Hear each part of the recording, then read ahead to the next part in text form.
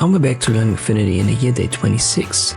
Let me show you how you can cut objects, which is basically the opposite of what I've shown you last time. It's called subtract. In Affinity, I create a rectangle, hold Alt, drag a copy out of it, and if I select both, I can use subtract at the top. But be careful, this is only available in vector mode.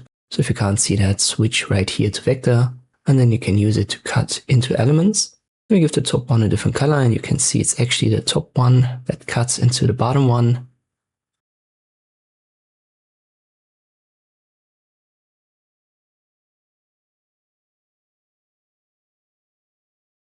If we, for example, switch positions, let me make that greenish.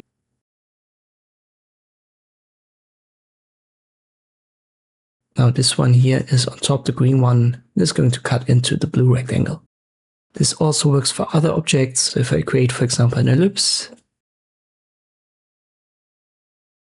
green one is on top, therefore it cuts into the blue one.